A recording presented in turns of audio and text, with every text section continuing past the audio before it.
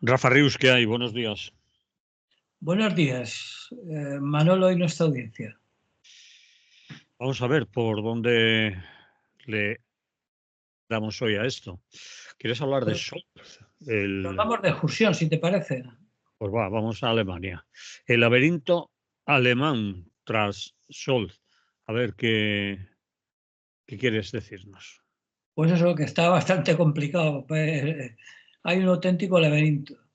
Pero recordemos que Alemania, que es la mayor economía de Europa y normalmente suele ser un pilar de la estabilidad europea, que incluso era conocida antaño como la locomotora europea, pues actualmente esa locomotora tiene su motor averiado y se va a enfrentar a unas elecciones anticipadas el próximo año, después de que el canciller del país, el señor Olaf Scholz, perdiera una votación de confianza. El gobierno de Scholz entró en colapso en noviembre. En concreto fue por una disputa presupuestaria, pero es que su coalición, una coalición bastante extraña, pues llevaba meses tambaleándose, porque había formado gobierno con los liberales y con el Partido Verde. Y habían bastantes problemas entre ellos y bueno, y en noviembre colapsó. Scholz convocó una moción de confianza para asegurarse unas elecciones anticipadas que acabaran con este pequeño caos que se había montado y perdió la votación. La votación concluyó con 394 papeletas en contra, 207 a favor y 116 abstenciones, o sea que la derrota fue bastante clara.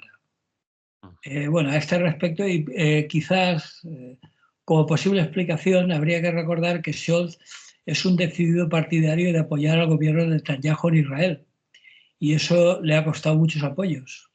Podría servir como posible explicación. La fecha de las próximas elecciones se ha fijado para el 23 de febrero del próximo año. Y bueno, vamos a hacer una especie de resumen de lo que se dibuja en el panorama de cara a estas nuevas elecciones, porque para estas elecciones habrá 7 grandes partidos, o mejor dicho, grandes y pequeños de todo, por los que votarán los alemanes que voten, claro. 4 de ellos ya anunciaron oficialmente sus Kanzlerkandidaten, es decir, sus candidatos a canciller, que es como se llama el presidente del gobierno alemán. Los dos partidos dominantes durante muchos años son los que dirigieron un poco la política alemana. Por un lado, la Unión Demócrata Cristiana, CDU, y la Unión Social Cristiana, CSU, que a mí me recordaba un poco lo que en Cataluña era Convergencia y Unión, es decir, un partido de obediencia católica, por decirlo así, o cristiana. Democristianos serían. Democristianos, sí. Que, bueno, tuvieron después de la guerra un largo periodo de mandato al principio de la Constitución alemana, con un canciller que seguramente recordarás que era el señor Konrad Adenauer. Sí, señor. Y luego la Unión, los socialdemócratas o el SPD, que también después de Adenauer tuvieron en los años 60 un candidato que fue, perdón, un presidente que fue también muy conocido, que fue Willy Brandt, que lo recuerdan con añoranza los del Partido Socialista Obrero Español, porque estaba en el momento auge en Alemania y les pasó bastante pasta a los socialistas españoles. Bueno, pues dado el sistema de representación proporcional, es bastante parecido al español, el gobierno tiende a formarse, visto el panorama, en forma de coalición. Y se turna, normalmente está encabezada o bien por los demócratas cristianos o bien por los socialdemócratas. Pero, eso sí, el candidato, sea quien sea, deberá buscar un socio para formar mayoría. Porque desde que lleva gobernando Scholz, desde el 2021, lleva gobernando en una incómoda coalición con el Partido Liberal y por tanto, evidentemente, no es muy de izquierda. El Partido Liberal es partidario de poco Estado y más libertad para el capital, bastante contradictorio en principio con la socialdemocracia. Es el Partido de los Demócratas Libres. Y luego el Partido Verde, que en Alemania nunca ha sido muy verde, nunca ha sido defensor de un ecologismo radical. Y luego, anteriormente, se había turnado con 16 años seguidos de una coalición encabezada por, como recordamos, por Angela Merkel, en la que también participaba el SPD, el Partido Socialdemócrata. Allí la derecha, por decirlo así, civilizada, o más tendente hacia el centro, no tiene ningún inconveniente en pactar con la socialdemocracia y, bueno, en las últimas elecciones pues la perdió y ganó Scholz en el año 21, hasta que, bueno, formó un gobierno muy inestable que ahora ha entrado en crisis. En esta ocasión, una vez retirada Angela Merkel de la política, los demócratas cristianos estarán dirigidos por el señor Friedrich Merz. Y el SPD, los socialdemócratas, volverán a intentarlo con Scholz, que hasta febrero será el canciller en funciones, pero que, por lo que parece, es profundamente impopular y parece que no es probable que repita gobierno. Bueno, y luego, por supuesto, tras ellos, y no lo olvidemos, está el partido de extrema derecha Alternativa para Alemania, el AfD, que vio cómo sus buenos resultados en las elecciones regionales de los distintos Länder alemanes, que equivalen aquí a las autonomías, solo que allí lo tienen más claro y directamente se han constituido un Estado federal. Pues bien, en los distintos Estados federados ha tenido un gran avance en las últimas elecciones Alternativa para Alemania, que es un partido, bueno, se dice de extrema derecha, pero en realidad es un partido neonazi, vamos, por entendernos. Recordemos que en Alemania, a pesar del tiempo pasado, desde la Segunda Guerra Mundial, hay un pozo nazi que no desaparece. Eso también me recuerda bastante a la situación de España, donde, como sabemos, el neofranquismo, es decir, Vox, ya hay algunos de sus diputados que están diciendo claramente en el Parlamento que añoran los tiempos de Franco. Pues bien, en Alemania no llegan a decirlo porque sería un pecado decir que añoran a Hitler, pero en la práctica sí es, ¿no? Entonces, bueno, presentan a una candidata, a una mujer, Alice Weidel, que, como digo, es su candidata a la Cancillería. Es una mujer que parece que tiene una oratoria muy ingeniosa, practica, como no podía ser menos, una política muy populista, sobre todo en los grandes temas de la extrema derecha, por ejemplo, la inmigración. Recordemos que Alemania es uno de los países, incluso y sobre todo durante la época de Angela Merkel, es uno de los países donde más emigrantes ha acogido, donde más inmigrantes, sobre todo, y ahora que parecía que se iba a reproducir emigrantes sirios, ¿no? Pero bueno, de todas las procedencias en general. En poco tiempo le dio entrada a más de 100.000 emigrantes. La señora esta Weidel, la de extrema derecha de la AfD, es una ferviente defensora pues, de lo que ella defendía Hitler, ¿no? De la conservación de los valores tradicionales alemanes. No habla claramente de la raza aria, pero vamos, por ahí anda. Y bueno, tenía una frase que se hizo famosa, que era que nadie toque mi schnitzel. El schnitzel es el plato más popular en Alemania junto a las salchichas, que es una especie de escalope a la milanesa, es decir, ternera rebozada, pero a la alemana, ¿no? El schnitzel. Y bueno, es como si aquí dijera que nadie me toque mi paella, ¿no? Pues algo así. Bien, tras el AfD hay que tener en cuenta también al Partido Verde, que suele ser, hasta ahora había sido el tercero en disputa, pero es poco probable que reúna suficientes votos para ser el partido mayoritario, aunque podría desempeñar un papel importante en la formación del próximo gobierno, formando parte de esa coalición absolutamente previsible, ¿no? Su líder es un tal Robert Habeck, que actualmente participaba en la coalición dirigida por los socialdemócratas. Robert Habeck era en el actual gobierno, bueno, era y es en funciones el actual ministro de Economía, lo cual en Alemania quiere decir mucho, ¿no? Es muy importante. Luego hay otros partidos más pequeños, por ejemplo el de los demócratas libres, que es una especie de centro, el BSV, que es un partido socialista, lo que aquí en tiempos era la izquierda socialista, es decir, una especie de socialdemocracia de izquierdas. Y por último, la izquierda tradicional de toda la vida, que es el Die Linke, los rojos, la izquierda, vamos, un partido político que se sitúa claramente a la izquierda de los socialdemócratas.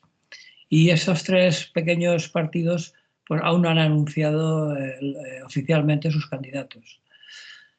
Bien, pues así están las cosas, porque salvo un giro inesperado en las encuestas, Merz, que es el demócrata cristiano, tiene muchas probabilidades de ser el nuevo canciller de Alemania. Los sondeos en estos momentos sitúan a la CDU, a la democracia cristiana, muy por delante de los demás. En las encuestas cuentan con un 32% de apoyo. Ojo, el partido que se sitúa en las encuestas en segundo lugar es la AfD, es decir, los de extrema derecha, con un 18%, y los socialdemócratas se sitúan en tercer lugar con un 16% y el Partido Verde el cuarto con un 14%. Es decir, que los de izquierdas no tengo los datos, pero en fin, mucho menos. Entonces, bueno, la coalición está muy complicada, pero solo falta por ver si la democracia cristiana va a traspasar la línea roja de pactar con los neonazis o, depende de los resultados, intente pactar con el Partido Verde, que como digo, no es excesivamente verde ni izquierdoso, ni excesivamente ecologista, o por el contrario, como ya ha sucedido más de una ocasión en los tiempos de Angela Merkel, pues va a pactar directamente con los socialdemócratas. Por otra parte, esto tampoco está muy claro porque Merz, que es el favorito, es conocido por haber dado un giro a la democracia cristiana hacia la derecha. Tenía una postura mucho más dura que Angela Merkel, sobre todo en materia de inmigración, y claramente es de sospechar que lo hacía para no perder votos que se podían ir hacia la extrema derecha. Y por otro lado, una fuerte austeridad económica. Él decía durante la campaña que no se consideraba un heredero del estilo de Merkel. Y así intentaba marcar el final de las políticas centristas de la democracia cristiana para que no hubieran equívocos, ¿no?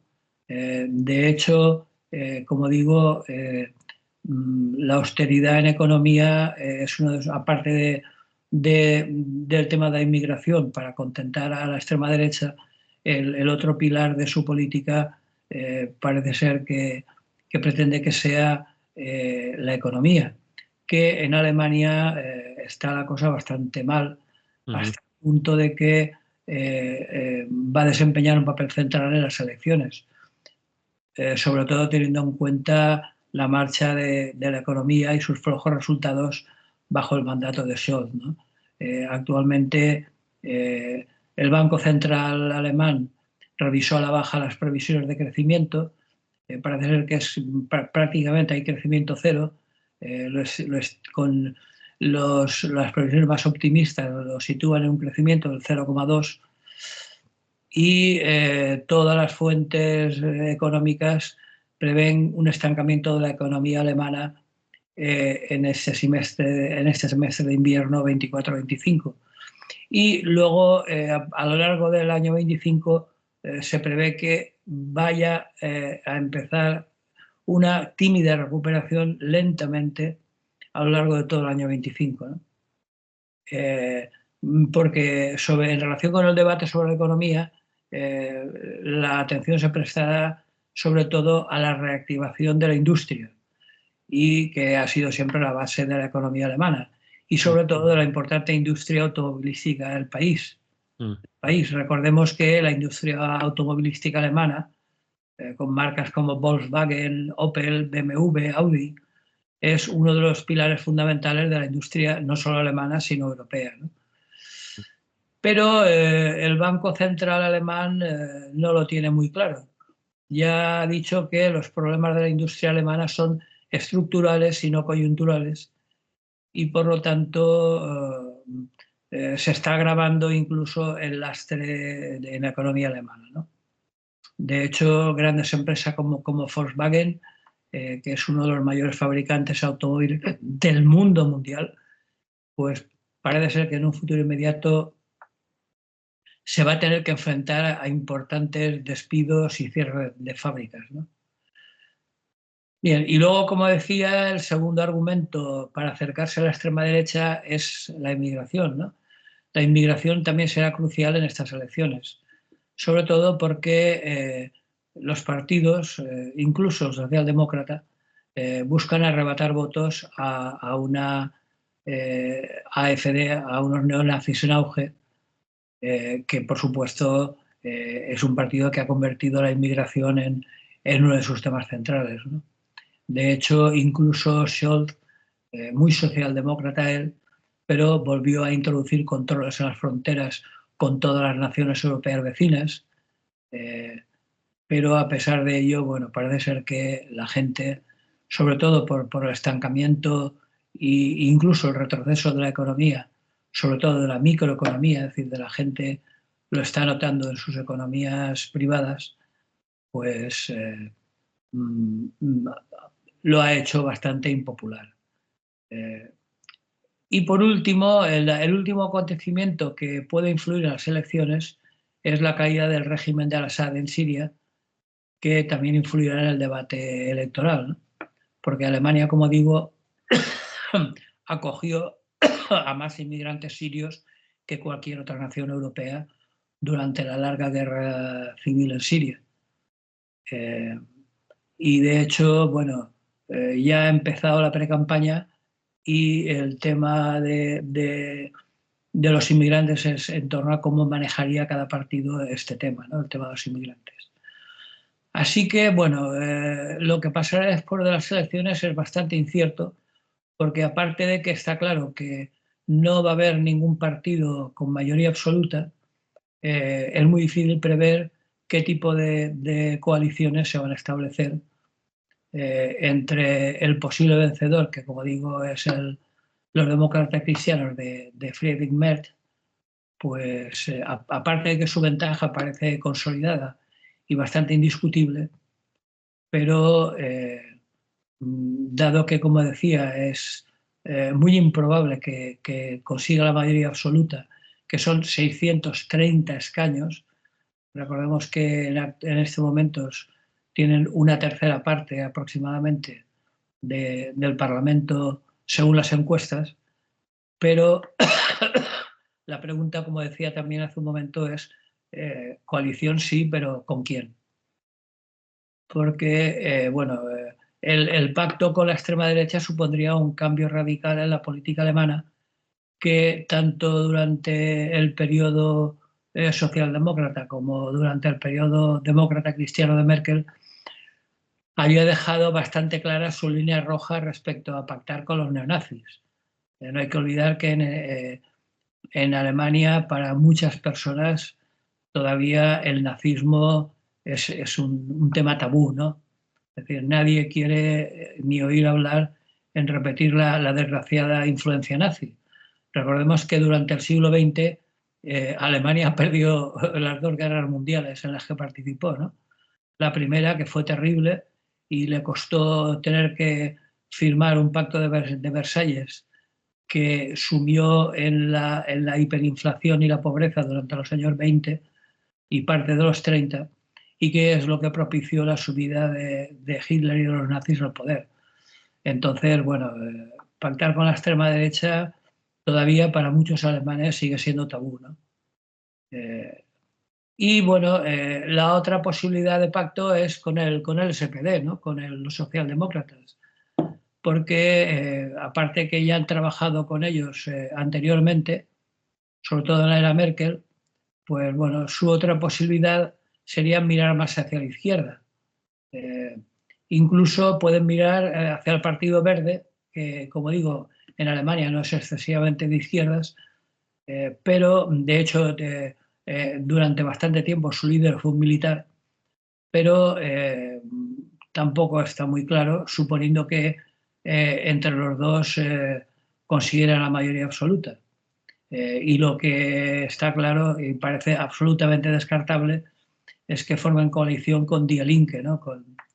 Con el partido más de izquierdas, ¿no? La izquierda.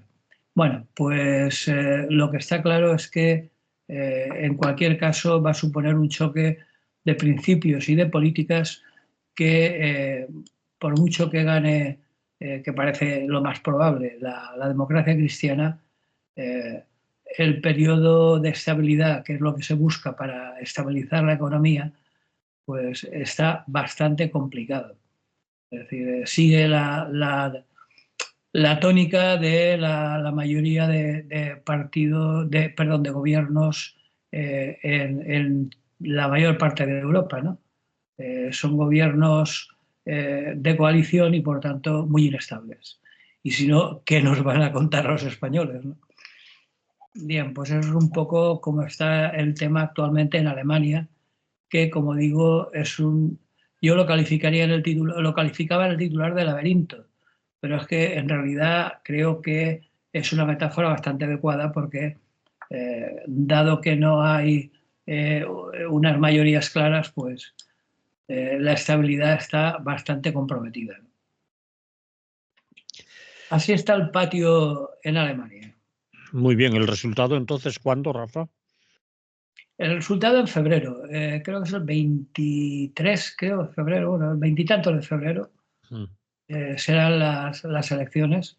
De hecho, todavía tiene un largo periodo de casi 2 meses de gobierno en funciones de Scholz.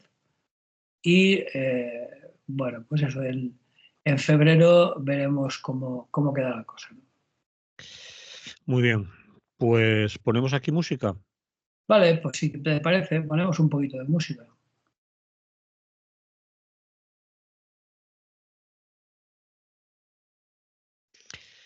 Continuamos en Radio Clara, es lo que hay. Estamos hablando con Rafa Rius y después de hablar de la situación en ese laberinto para las próximas elecciones alemanas, vamos a hablar del complejo panorama para América Latina en 2025 y lo que tú denominas la ola rosa. Sí, cruzamos Pues, el charco y nos vamos a América Latina.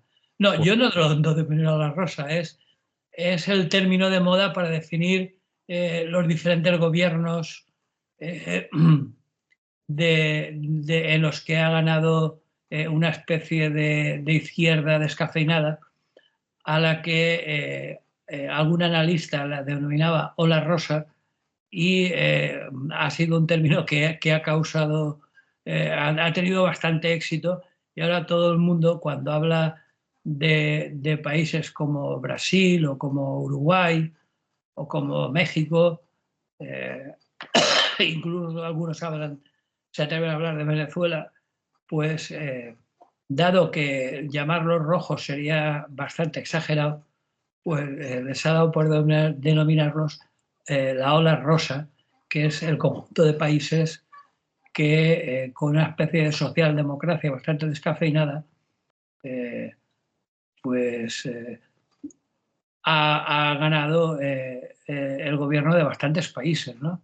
mm, Sobre todo desde la década de 1990 y principios del 2000, y eso sí, choca con la realidad de un entorno económico muy frágil. También, por otra parte, con el ascenso en algunos países como El Salvador o Argentina, con derechas más potentes económicamente, son partidos que tienen un fuerte apoyo económico del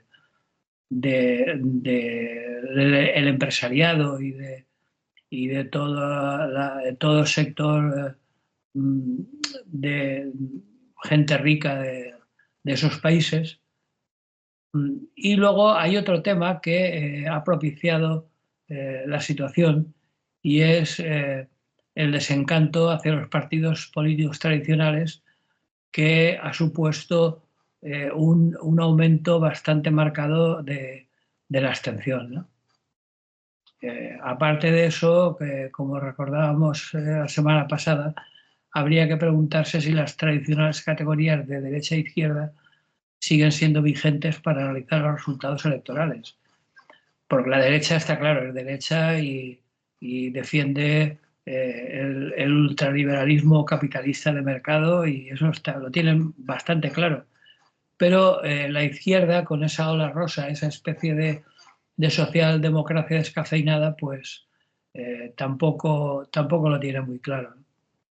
Es decir, que los países latinoamericanos en general, hay una mayoría de países cuyo presidente es o pertenece a esa llamada ola rosa, es decir, a esa especie de izquierda más que moderada.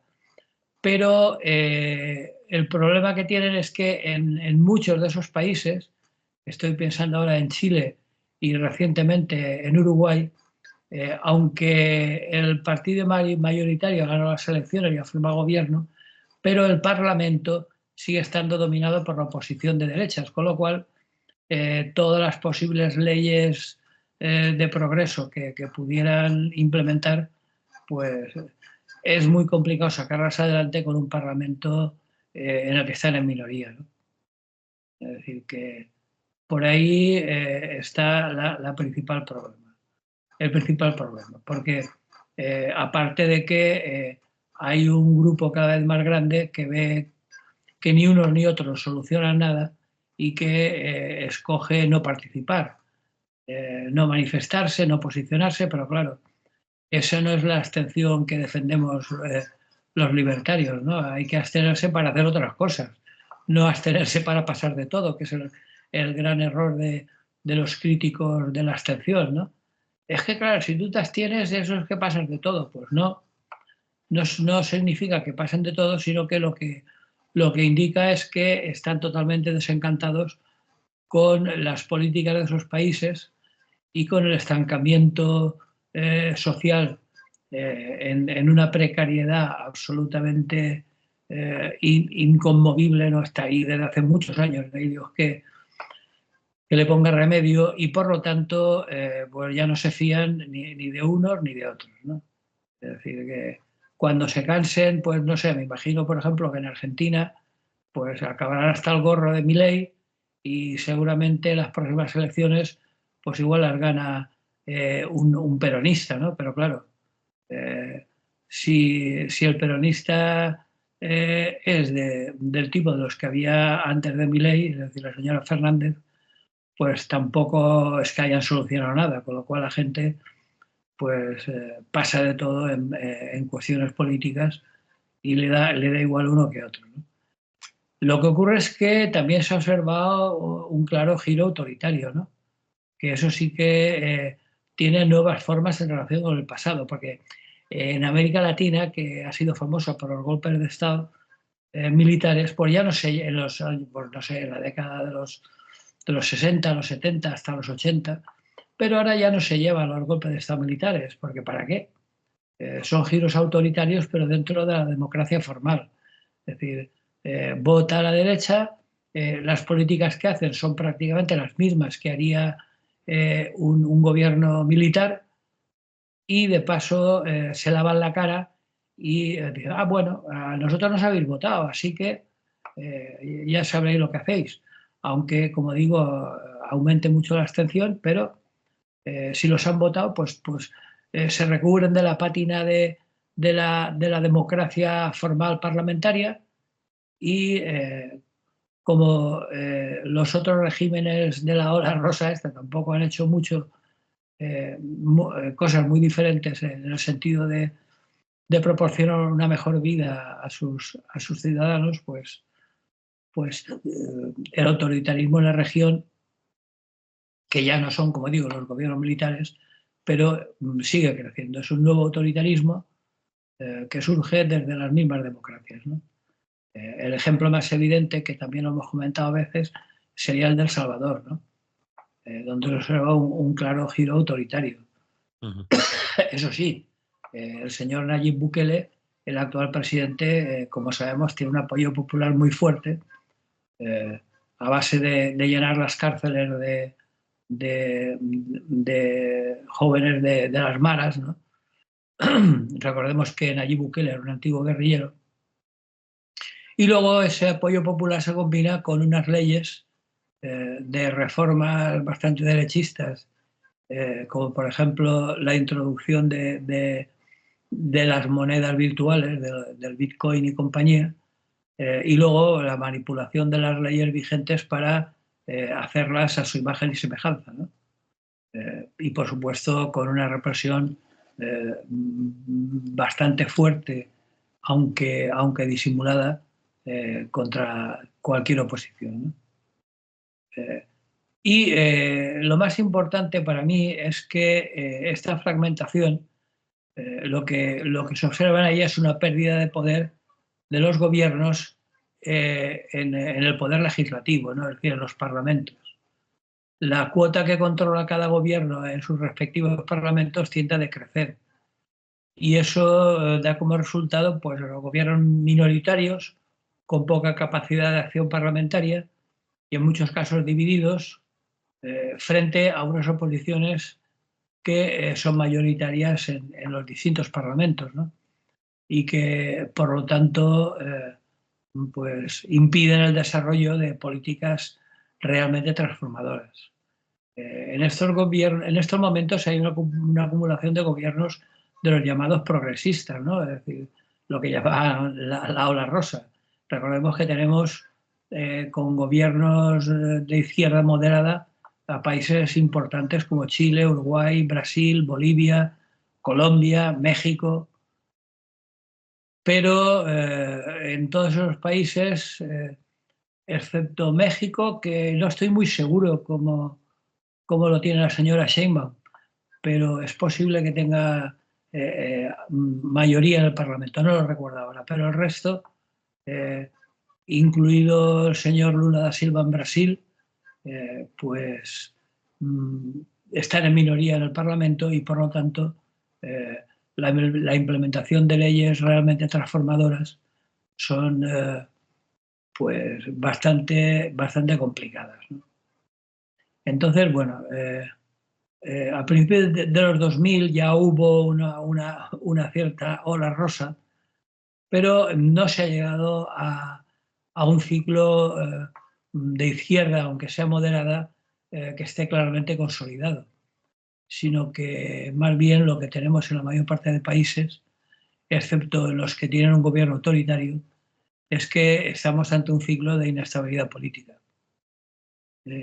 Porque esa mayoría de países con mayoría de izquierda moderada, esa mayoría no alcanza para hablar de un ciclo de progreso, de un ciclo de transformación social en toda la región latinoamericana, ¿no?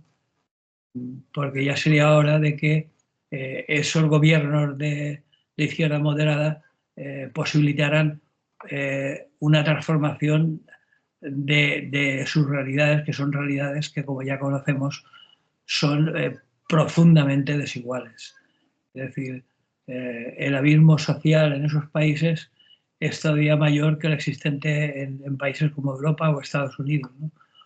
Que ya de por sí es terrible. Bueno, pues en esos países todavía lo es más, ¿no? La fortuna está concentrada en muy pocas manos, hay un puñado de lo que se llama ahora mega ricos y luego una mayoría aplastante de población que vive en la precariedad de todo tipo, de tipo económico, pero también de tipo laboral, de tipo cultural, etcétera, ¿no? Así que, a pesar de algunas apariencias, pues, el conjunto de América Latina, eh, según todos los analistas, en estos momentos presenta un giro hacia la derecha, ¿no? El péndulo se está girando, se están viendo victorias de fuerzas más conservadoras, eh, de las llamadas nuevas derechas, como se conoce en el caso de Argentina, que Milei, a pesar de un grado de locura muy importante y de su histrionismo, pues la verdad es que la política real que hace la derecha de toda la vida, pero bueno, ahora los analistas les han dado por llamarles las nuevas derechas. Así que bueno, pues eso, a pesar de las apariencias de esa ola rosa, que no tiene nada que ver con la homosexualidad, se da una alternativa en el poder institucional entre una socialdemocracia que no cambia nada y una derecha populista que aprovecha su estancia en el poder para implementar políticas ultraliberales en lo económico y profundamente regresivas en lo social. Así está el patio, o lo ha estado a lo largo del año 24 y se prevé que lo siga estando si nada lo remedia durante el próximo año 25. Muy bien. ¿Tú cómo lo ves? ¿Te crees eso de que esa ola rosa, esa socialdemocracia puede servir para transformar algo?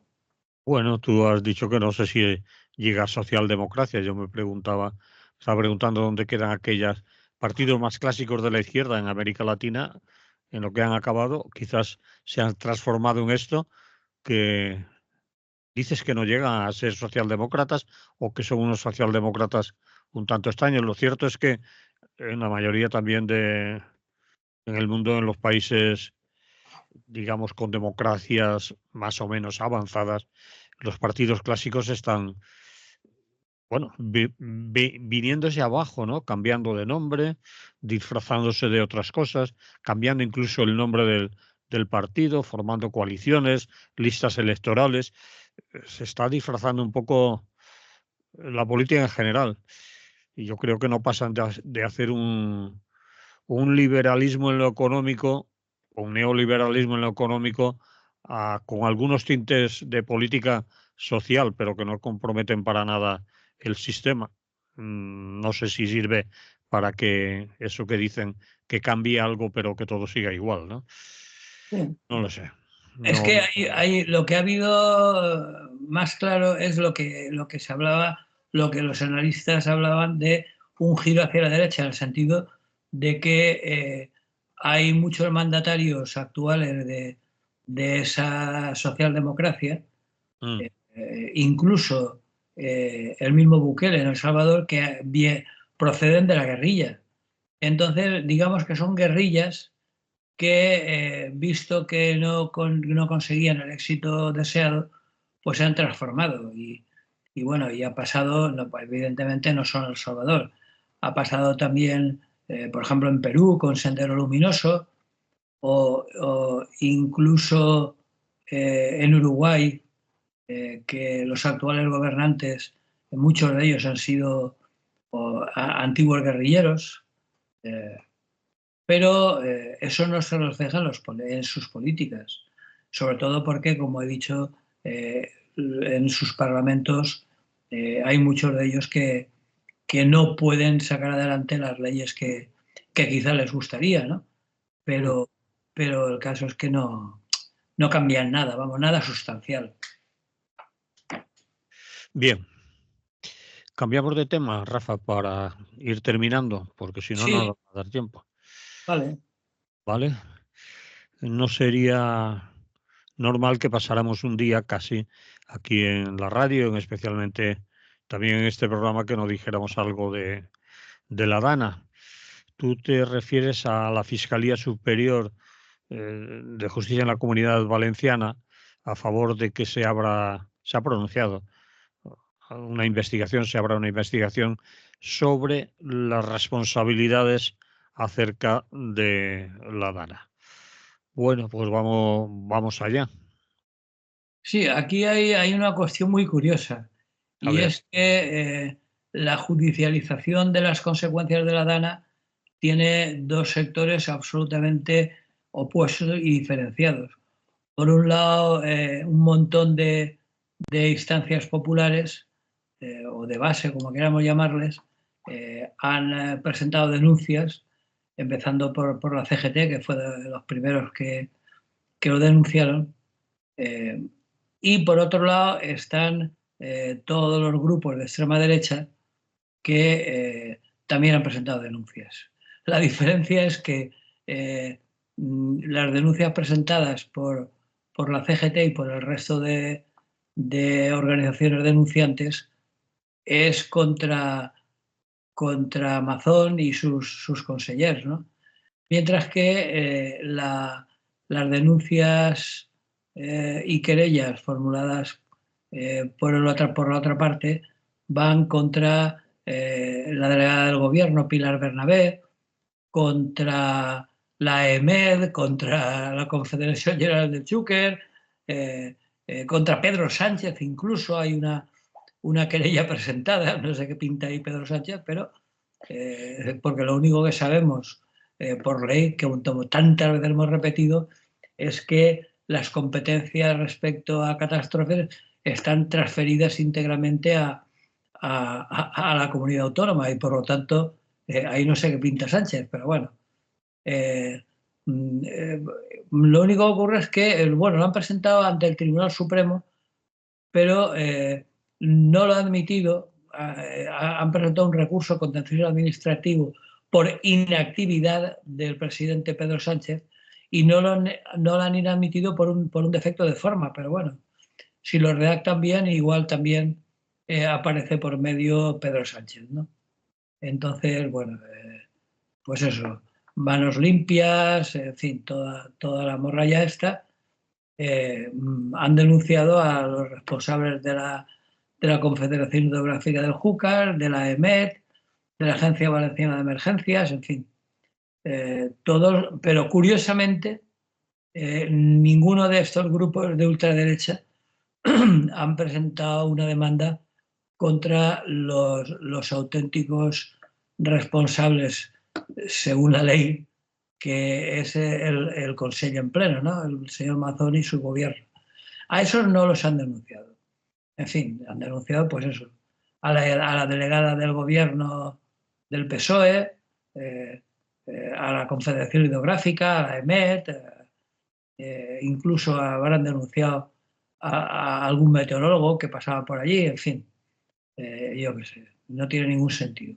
Mientras que en las querellas y denuncias formuladas contra Amazon, pues hay algunas que yo no conozco y que, bueno, las he leído, pero no he tenido tiempo de ver realmente de qué van, que es una organización que se llama Justicia Europa.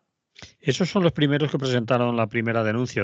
Sí, Después fue la sí. CGT la segunda. Pues son de la misma cuerda, Nano, de la misma cuerda que los otros con otro nombre. Es decir, organizaciones o colectivos o asociaciones que no tienen prácticamente ninguna presencia social y que, como tú dices, no las conozco, no las conoce ni en su casa, ni siquiera a la hora de ir a cenar. Pero ahí están y meten barullo y chupan medios de comunicación y al final nos aprendemos algunos nombres, pero No no sé para qué, tienen. pero bueno. ¿Eh? Es que lo que yo sí que creo que hay detrás de Justicia Europa Sí. y del resto de sindicatos eh, ficticios Mm. es que hay mucho dinero detrás. Porque recordemos que presentar una querella no es barato. Y tú tienes que llevar abogados, procuradores, hacerte cargo si procede de las costas y empezar un proceso judicial tan largo como se prevé este, pues les va a costar una pasta.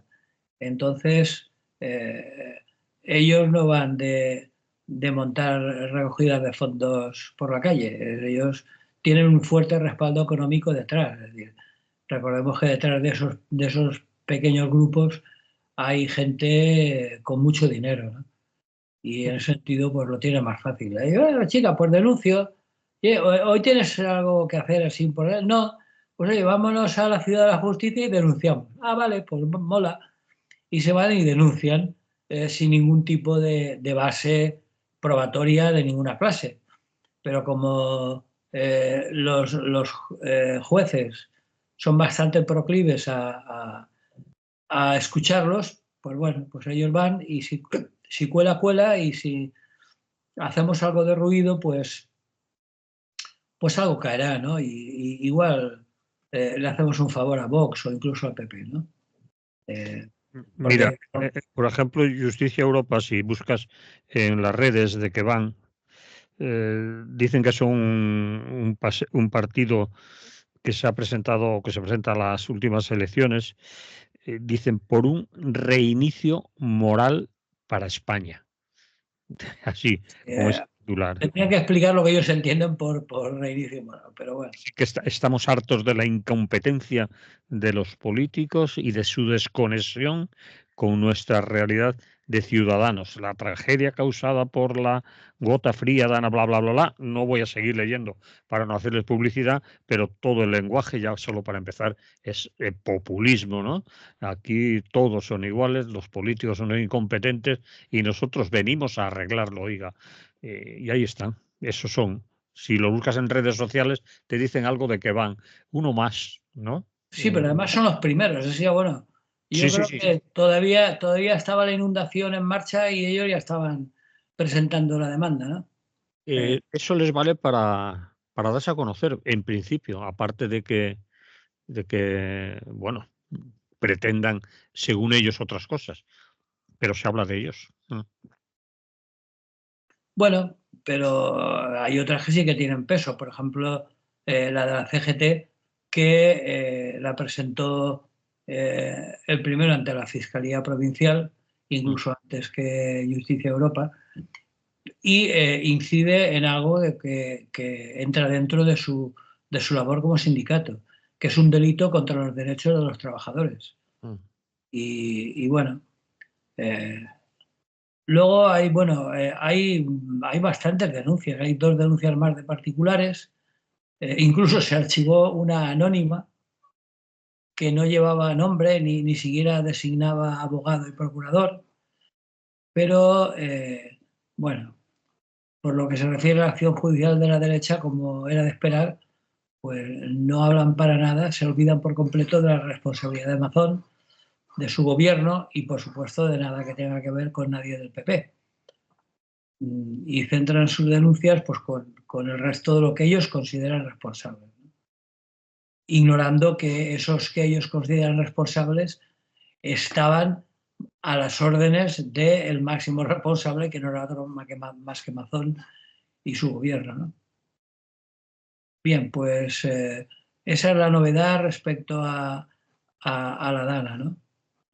Únicamente hay problemas de competencias porque eh, mm, los responsables en algunos casos son aforados, como por ejemplo el caso de Amazon, y por lo tanto antes de entrar en cualquier otra consideración tienen que desaforarlos, lo cual supone que un asunto tan complejo y con tantas denuncias presentadas por un lado y por otro, que en muchos casos posiblemente no tengan más intención que enredarlo todo, enmerdar la situación y a ir retrasando la acción judicial, pues lo único que queda claro es que la cosa va para largo y que lo único que cabe esperar cuando corresponda es que se sustancien responsabilidades y que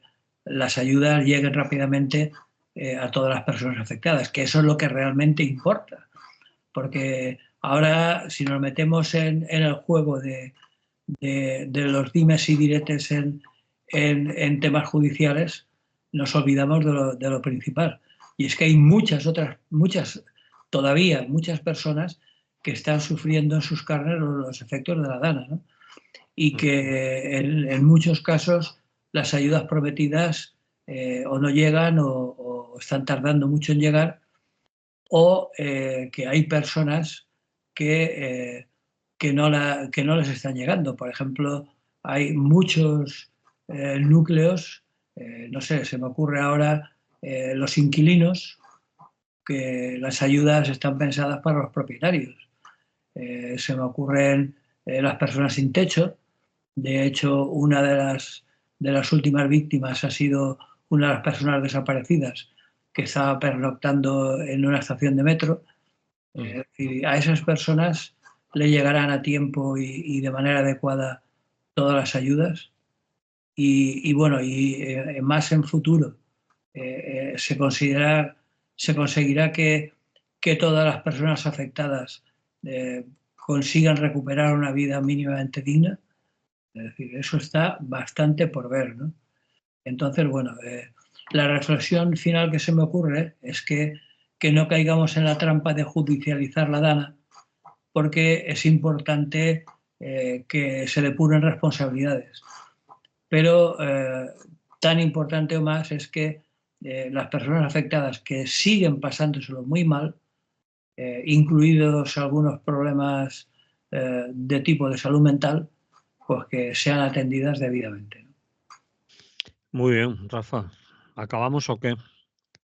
Pues sí, si no tiene nada más que comentar sobre el tema de la DANA en la actualidad. Quedan muchas cosas por ahí que comentar, pero si nos Bueno, ponemos, es un tema inacabable. no Ya digo acabamos, no que acabamos, ¿no?